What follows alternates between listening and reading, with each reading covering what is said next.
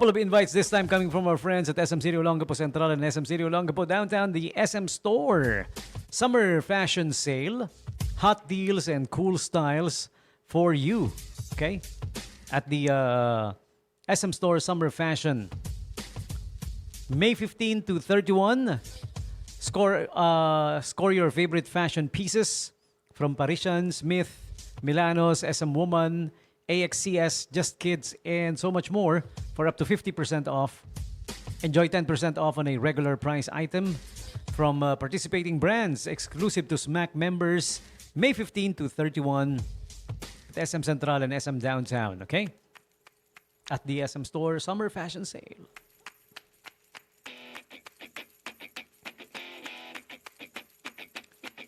And check out the SM Store at Olongapo, SM Store Olongapo Central. Extra 10% off on all items. Up to 10% off with extra cashback. Up to 10% with the BDO Pay.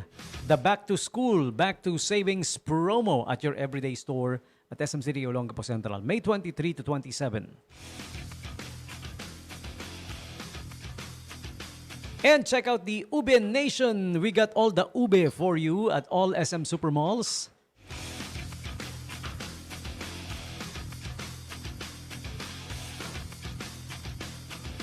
From anything and everything purple cravings while you gala to the max at all SM Supermalls. Okay, so check it out. Ube Nation.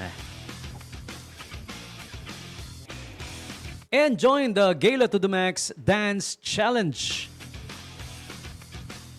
Dance Challenge winners, we will be having 2 solo winners of 15,000 pesos worth of SM gift certificates.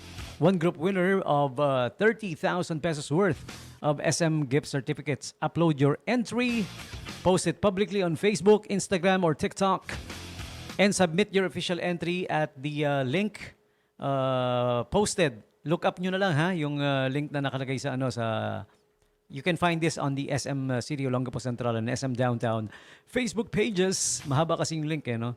Just look it up or simply search Gala to the Max Nationwide Dance Challenge. Lalabas naman yan, no? Okay? Promo period is from May 15 to 31.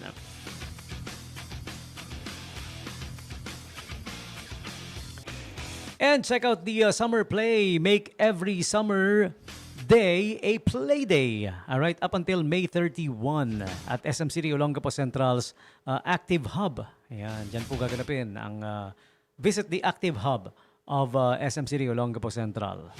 Ojo Eyewear is turning up the excitement with its 5th annual Back to School giveaway.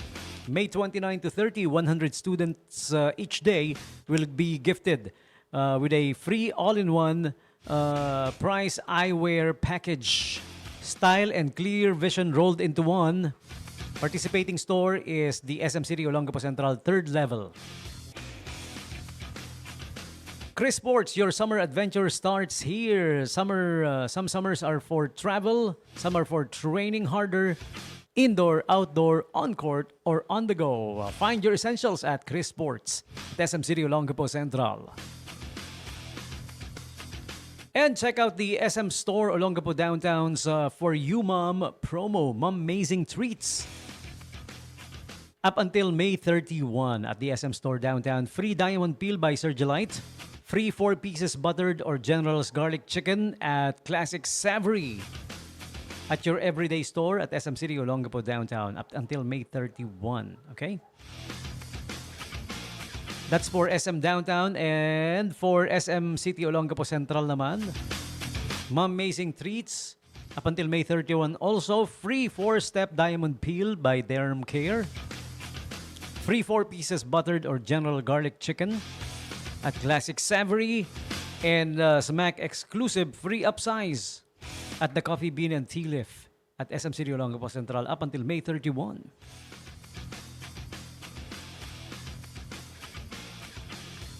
Also, Our Home presents the May Home Fair up to 50% off on selected items for the entire month of May at Our Home, 3rd level of SM City Olongapo Central. All right?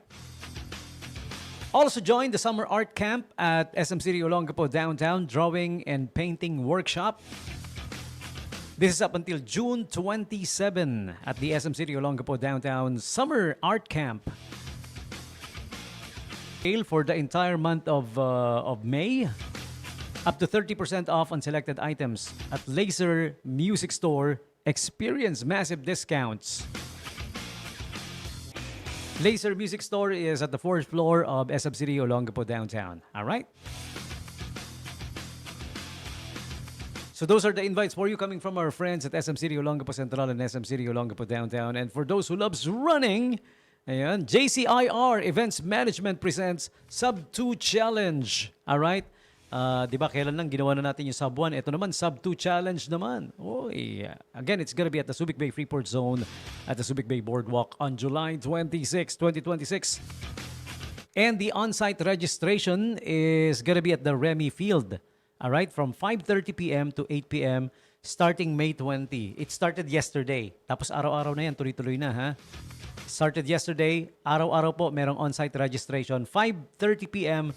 to 8 p.m. at the Remy Field of the Subic Bay Freeport Zone. All right? So sa Sub 2 Challenge, meron ding hindi Sub 2 Challenge kasi yung Sub 2 ano yun 21K na merong time limit, di ba? Okay? So kung gusto mo naman 21K na walang time limit, walang 21K simply. All right? And 21K is half marathon na yan, ano? Yeah, 10K and then meron din 5K. All right, it's gonna be happening once again July 26. Register now. Ongoing na yung on-site registration. It started yesterday, brought to you by JCIR Events Management, the Subic Bay Metropolitan Authority, and GPS HitFit Sports Apparel and Printing. Okay? So mark your calendars. It's gonna be on July 26 at the Subic Bay Boardwalk. That's where it's gonna be, huh? All right?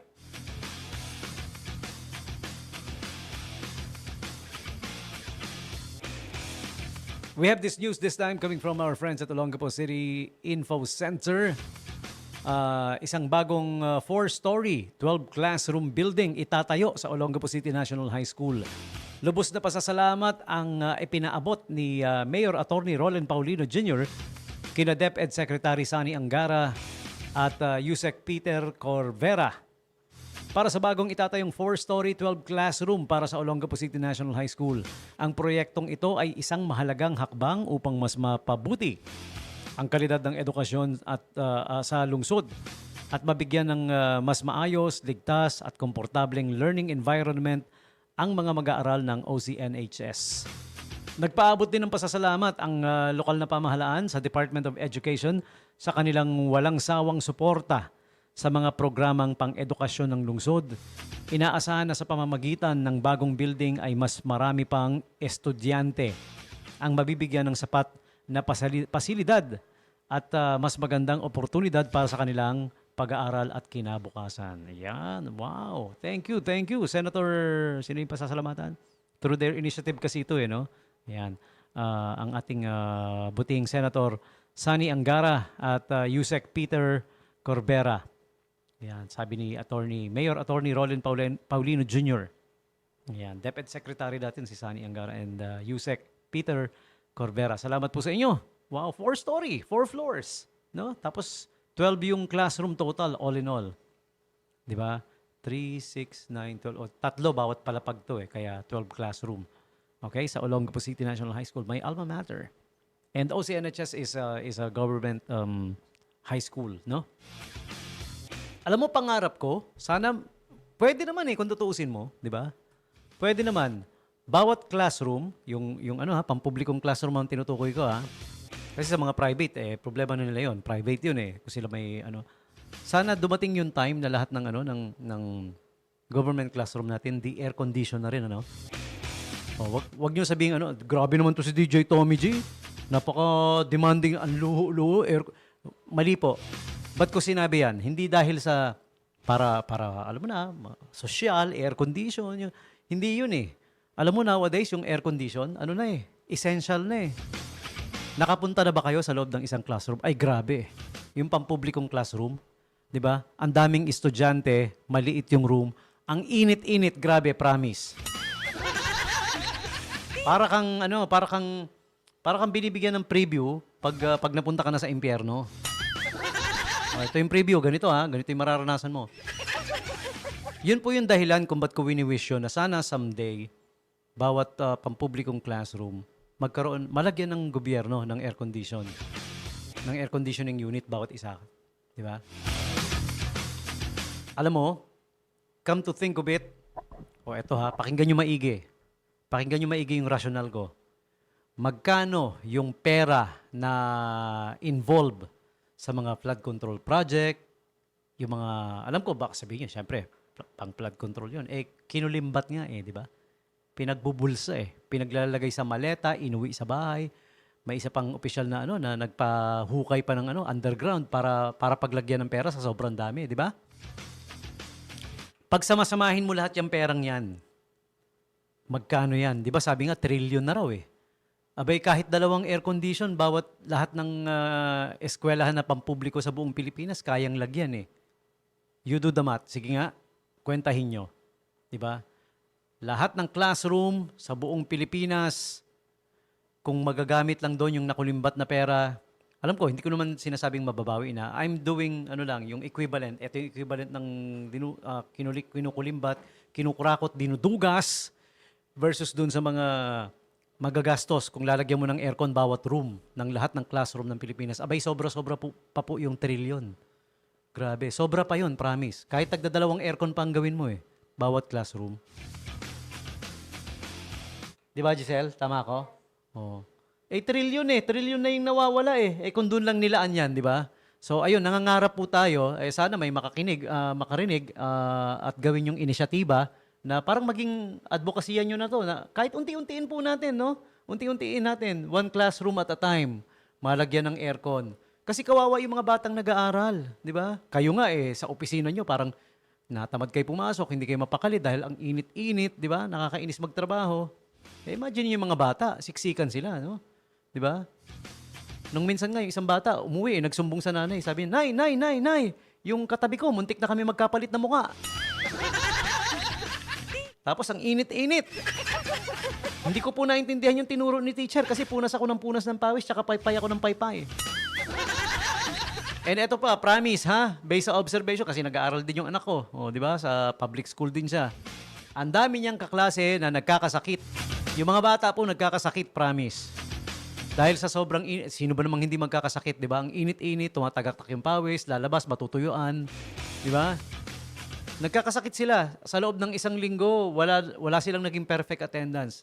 Di ba? Minsan may magkakasakit na isa, madadamay, 2, 3, 4. Sa susunod na araw, iba naman yung absent, nakabalik na yung gumaling, may iba naman magkakasakit. Pati anak ko, nagkakasakit, promise. Nadadamay siya doon sa ganun. Kaya kahit anong vitamins ibigay ko, ganun yung sitwasyon. Wala Wala talaga no? So sana dumating yung time. Or umpisa na natin ngayon, di ba? Unti-untiin natin, di ba? Kaysa kinukulimbat yung pera Ilaan na lang dyan, sana, no? Or kung may mabawi man, doon sa mga lekat na nahuli na nabuking na nangupit, na nagnakaw. May isa nga akong alam na government radio station, pati commercial money, kinukulimbat, kinukupit Hindi na talaga nawala ng magnanakaw sa Pilipinas. No? Ang masaklap sa kanila, yung mga magnanakaw na yan, nakaposisyon.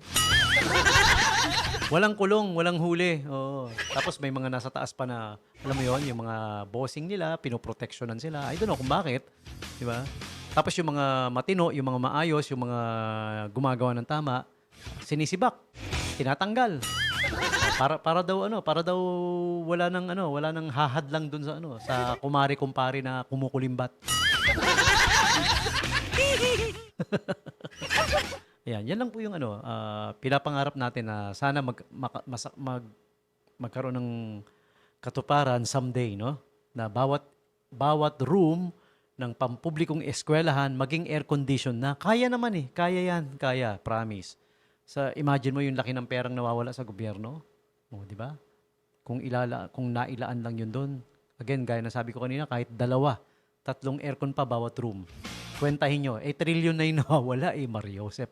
Baka wala kayo idea kung gaano kalaki ang trilyon. Di ba? Ang laki niyan, ba? Tanungin nyo si, tsaka si, Yung sa, wag na kayo lalayo. Dito, may malapit dito si Jabba the Hutt. Kamukhang kamukha eh. Oh, siya. Okay, that's about it for me. Maraming salamat for joining me. Past 9 o'clock na. Lumagpas na ako. Ginanahan ako eh, no? Basta ang topic talaga yung mga ganyang kalokohan ng kangkalu. Again, maraming salamat. Thank you for joining me. Catch me again next week para sa ating Bandera Night Jams dahil Monday to Thursday lang tayo. Pasensya na. Alright.